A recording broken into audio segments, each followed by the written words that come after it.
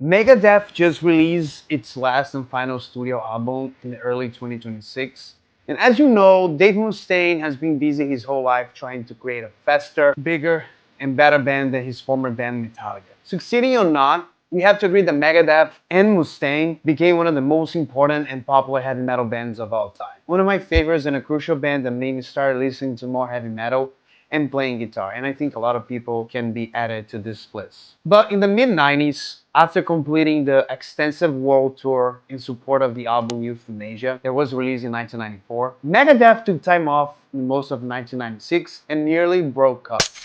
Although somehow that was the most successful commercial time for the band, with the one of the four most popular albums, internally was not the calmest of the times. If there ever was a calm moment in the history of Megadeth, to be honest. The band needed a break, and while Mustaine has started coming up with ideas for the new Megadeth music, the other band members weren't ready to move forward just yet. Welcome to the series The Genius Off, and let's dig into some obscure Dave Mustaine things.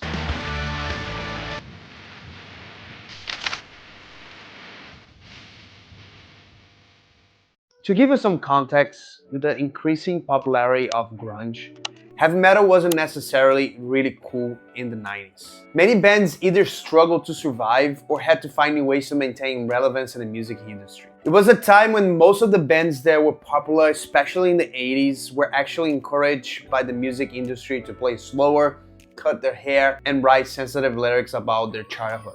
And we have many examples of that. So those bands had to either drastically change their sound, or in some case of many heavy metal legendary bands and artists, experiment on some side projects, or even going solo. For example, Rob Halford's Fight, Phil Anselmo's Down, Max Cavalera's Nail Bomb, and later Mike Patton's Tomahawk, and even Bruce Dickinson on his solo venture. With that uncertainty surrounding Megadeth, since Marty Friedman and drummer Nick Menza at the time were more focused on Friedman's solo album True Obsessions, it was obvious that the band wasn't on the same page. So Mustaine, like many of those heavy metal legends, decided to take the same approach, doing something on his own.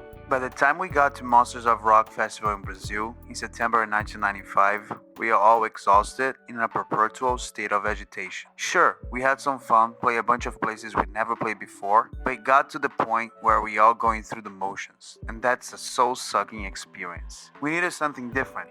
A breath of fresh air. I just wanted to be happy, to make music in a way that was simple and fulfilling, and I wasn't getting that with Megadeth at the time. For this project, he enlisted Lee Vang, singer and creator of the LA band Fear, a legendary punk band formed in 1977, to handle the mic. He then connected with Goldfinger's bassist Kelly Lemieux, pardon my French, and drummer Jimmy DeGrasso, that played with Y&T and Suicidal Tendencies. Jimmy wound up playing with Megadeth later on. The project was called MD45, and it wasn't formed through much fuss. The band's name was derived from Mustaine's initials backwards, M and D, combined with 45, which is derived from converting Ving's backwards initials, VL, to the numerical Roman numerals, which is 45. The project released only one album, called The Craving, that came out in 1996 on July 23rd. And most of the songs were originally written by Mustaine for Megadeth.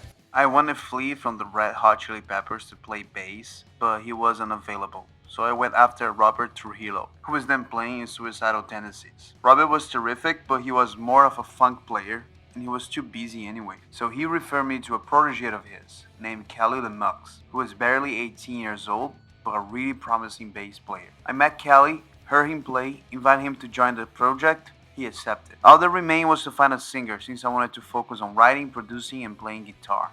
My first choice was Jello Biafra of the seminal punk band The Dead Kennedys. Jello had a reputation for being a bit cranky and antagonistic, and in our first meeting he did not disappoint. What label, he asked. EMI? He frowned, shook his head disdainfully.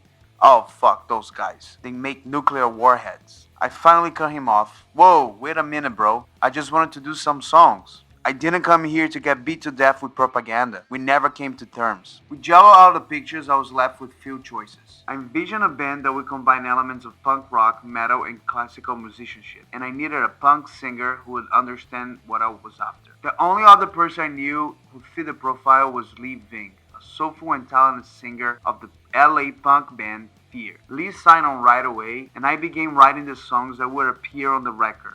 It all came together rather quickly. The album has 11 songs that made the initial track listing, but as you probably figured out by now, the record issued by Capitol Records subsidiary Slab Records failed to call any attention. You know, The Craving is an interesting footnote in Mustaine's story. It at the time allowed him the freedom to dig into something more punk influenced without the whole Megadeth construct. Especially around that time, the Megadeth was leaning heavily on a commercial approach. Some of the highlights of the album are songs like Hell's Hotel, fun and full of energy.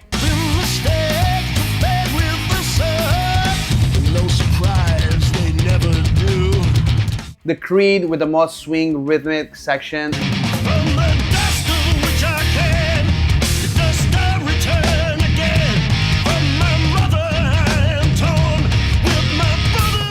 And songs like Nothing Is Something and Day the Music Die has a fun punk edge approach to it.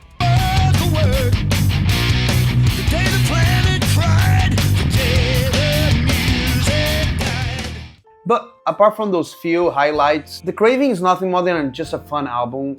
And every time I listen, actually, I always felt that they either rushed or the production is too lean. I never took this album serious, to be honest, but it definitely shows the well-rounded musician that Mustaine can be, and it's worth digging for fans of Megadeth's work, who might have previously missed, showing a rawer approach of Mustaine's writing.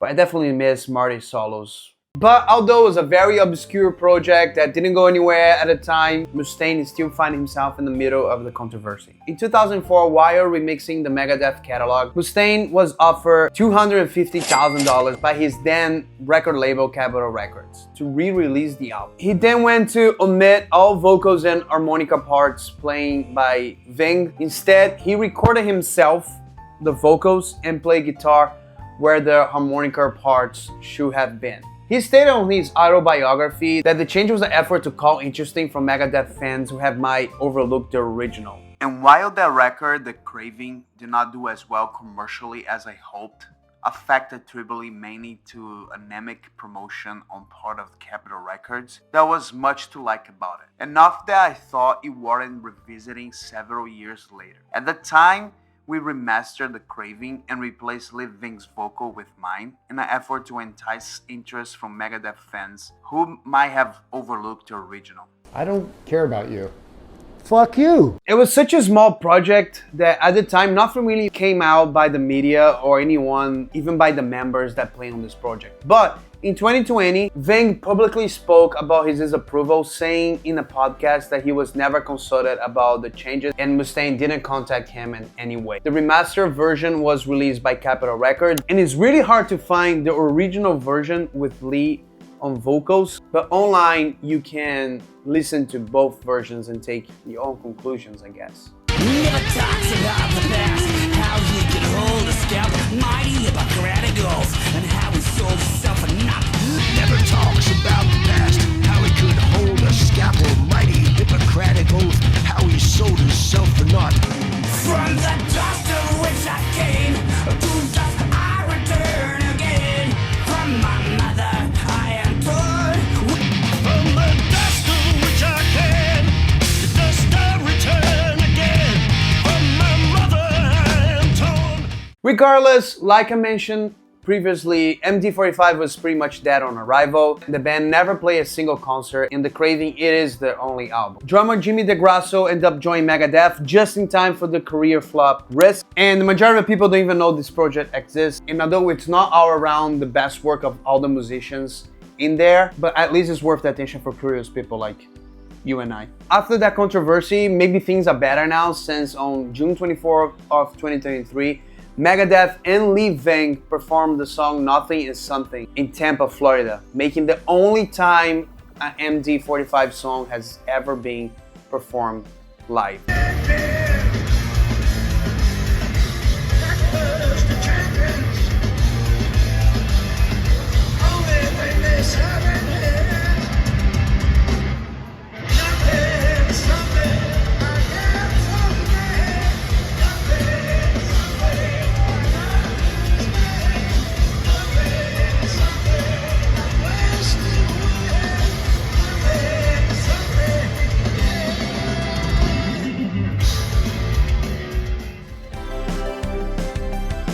The Craving is far away from being an incredible album, but I thought it was interesting to talk about this obscure project that most Megadeth fans don't know about. I mean, you're not really missing anything if you never heard of it and if you don't ever listen to even after watching this video. But like I said, curious people like you and I love those things, and that's why we are here for. Which version do you prefer, with Ving or Mustaine on vocals? And what other 90s metal project you were a fan of? Thanks so much for watching this video. I appreciate everyone's support that comes from a fan to another fan. Don't forget to like, subscribe, share, comment, and I appreciate everyone's support as always. I'll see you in the next video. Take care.